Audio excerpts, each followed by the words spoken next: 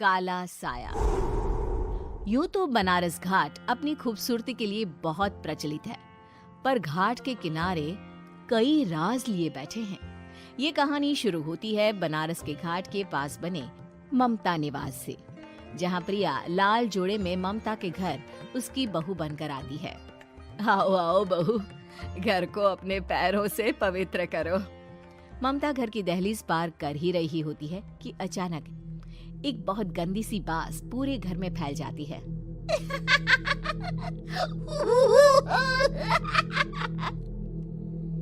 ये बदबू और ये आवाजें, ये कौन हंस रहा है माँ? अब ये पड़ोसी ना हमारे थोड़े अलग से है। कहाँ हम शाकाहारी और ये मांस मच्छी खाने वाले। छोड़, तू ध्यान मत दे और गृह प्रवेश कर। और हाँ बहू, अपनी सास की एक बात हमेशा याद रखना, इन पड़ोसियों से तो कभी बात नहीं करेगी। अच्छे लोग नहीं है ये। अपनी सास की ये बात मानेगी ना बेटा? हाँ माँ, जो आपकी मर्जी, मैं उनसे बात नहीं करूंगी। अगले दिन प्रिया अपनी पहली रसोई बनाने रसोई घर में जाती है। ये छोकी बात तो नाक में जा रही है। एक काम करती हूँ, खिड़की खोल देती हूँ। प्रिया खिड़की खोलने जाती है। इतने जाले, लगता है इस खिड़की को कभी खोला ही नहीं गया। पर ऐसा क्यों? ओह, नॉन वेज की स्मेल आती होगी ना। 2 मिनट के लिए खोल लेती हूँ, फिर बंद कर दूंगी। प्रिया खिड़की खोलती है। खिड़की खोलते ही उसकी नजर सामने वाले घर की खिड़की पर पड़ती है, जहाँ एक लड़की खड़ी होती है। हाथों में मेहंदी, लाल रंग की साड़ी, बिल्कुल सजी धजी, मानो प्रिया की तरह ही वो भी नई नवेली बहू हो। वो प्रिया को देखकर मुस्कुराती है। हे भगवान, माँ ने तो इनसे बात करने को मना किया था। प्रिया फौरन ही खिड़की बंद कर देती है और तवे पर चढ़े रोटी की ओर देखने लगती है, पर वहाँ रोटी न होकर मछली पड़ी होती है। ये क्या? पहली ही रसोई में इतनी बड़ी गलती। हे भगवान, अब मैं क्या करूं? प्रिया बहुत डर जाती है और फौरन रसोई की सफाई करने और फिर सभी के लिए खाना बनाने लग जाती है। जब वो सबको खाना परोसती है, सब तो ठीक है, मैं बेकार में चिंता कर रही थी। हे भगवान, ऐसे ही बस अपनी कृपा बनाए रखना। रात के वक्त जब सब सो रहे होते हैं, तब प्रिया को पायल की आवाज सुनाई देती है, जिससे उसकी आंख खुल जाती है।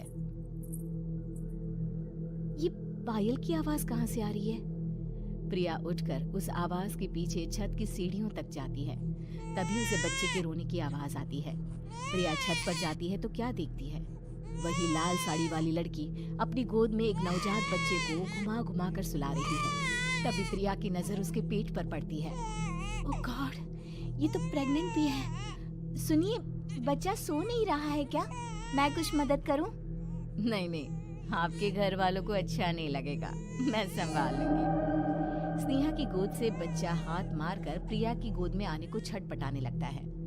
दोनों घर अगल बगल में बने होने के कारण प्रिया उस बच्चे को गोद में ले लेती है। प्रिया के पास आते ही वो सो जाता है। बच्चे का वो स्पर्श रात भर प्रिया भूल नहीं पाती और अगली सुबह वो छत पर कपड़े सुखा रही होती है। तभी उसे एक औरत इशारा करके बुलाती है। स्नेहा कह रही थी बाबू तुम्हारी गोद में आते ही सो गया। मैं गौरी, स्नेहा की माँ हूँ। बहू, घर आना, बाबू को खिला भी लेना। शाम को जब घर पर कोई नहीं रहता, बच्चे से मिलने के लिए प्रिया छिपकर अपनी पड़ोसन के घर चली जाती है और कुछ देर बच्चे को खिलाकर वापस लौट आती है। इसके कुछ दिन बाद ही प्रिया को पता चलता है कि वो माँ बनने वाली है। ममता की खुशी का ठिकाना नहीं रहता।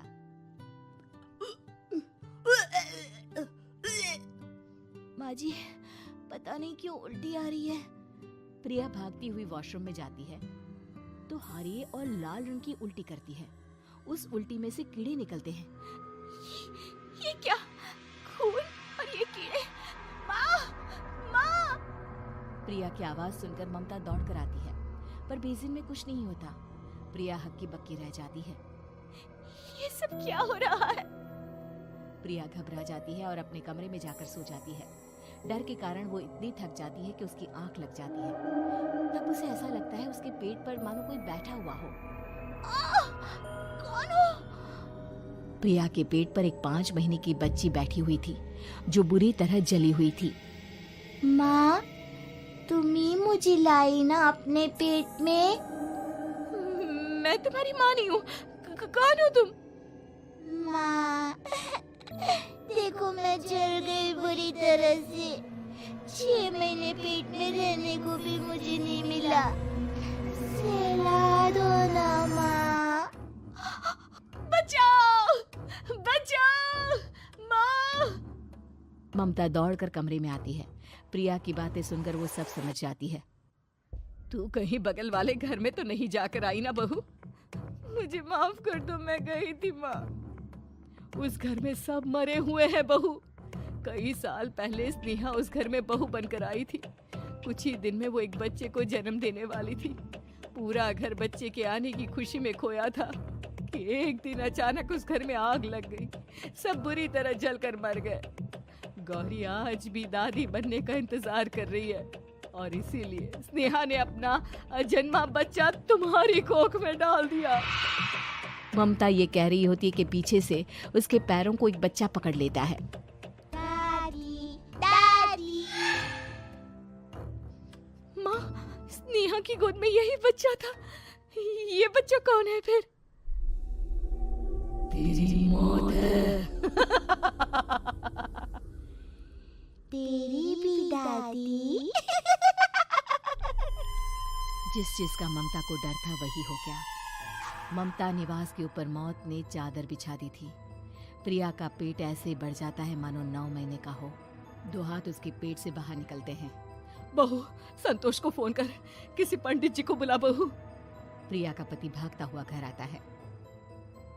ये तो होना ही था माँ। तेरा पाप तेरे सामने आ गया तो तू सह नहीं पा रही है। स्नेहा घर में आग लगी नहीं थी, माँ ने लगाई थी, प्रॉपर्टी की लालच में। और वो बच्चा मेरी पहली पत्नी का बच्चा है, मेरा बेटा, जो कि उस आग की चपेट का शिकार हो गया था। मैंने तुमसे ये सब माँ के कहने पर छुपाया था। मुझे माफ कर दो प्रिया। तुम अगर चाहो तो यहाँ से जा सकती हो। मैं तुम्हें किसी भी बंधन में रखना नहीं चाहता। मेरी शादी हुई है आपसे, मैं आपको छोड़ नहीं सकती, पर उससे पहले हमें स्नेहा, उसकी माँ और बच्चे की आत्मा की शांति करवानी होगी। संतोष और ममता गौरी के घर जाते हैं। अंदर सब कुछ जला हुआ होता है। जमीन पर जली हुई लाशें बिखरी हुई थी। ममता रो रो कर अपने करने की माफी गौरी से मांगती है। प्रिया स्नेहा के घर वालों का अंतिम संस्कार करवा देती है और ममता निवास फिर से आत्माओं के साए से मुक्त हो जाता है।